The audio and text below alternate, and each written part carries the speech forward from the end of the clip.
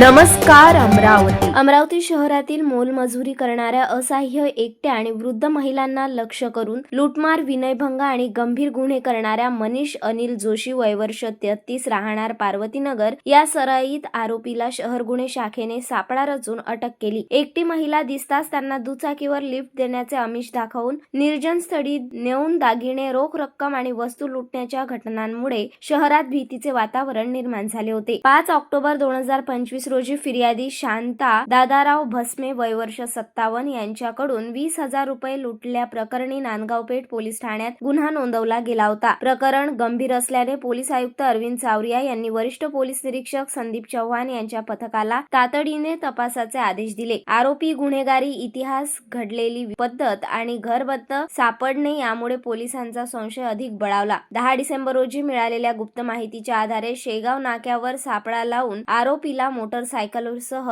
पकडण्यात आले। चौकशीत त्याने गुन्ह्याची कबुली दिली। पुढील तपासात नांदगाव पेठ, भातकुली शहर, शिरखेड, मोर्शी आदी ठिकाणच्या अनेक गुन्ह्यांमध्ये त्याचा सहभाग असल्याचे स्पष्ट झाले। आरोपीवर विनयभंग, लूटमारी, जबरी चोरी, पोस्कोसह अनेक गंभीर गुन्ह्याची नोंद आहे। महिलांना विश्वासात घेऊन त्यांना लिफ्ट देणे आणि निर्जन स्थळी नेऊन लूटमार करणे ही त्याची मुख्य गुन्हेगारी पद्धत असल्याचे तपासात उघड झाले। काही घटनांमध्ये महिलांनी भीतीपोटी तक्रार नोंदवली नसल्याची शक्यता तपासात वर्तवली जात आहे। ही कारवाई पोलीस आयुक्त अरविंद चावरिया यांच्या मार्गदर्शनाखाली वरिष्ठ पोलीस निरीक्षक संदीप चव्हाण, सहाय्यक पोलीस निरीक्षक मनीष वाकोडे आणि त्यांच्या पथकाने केली।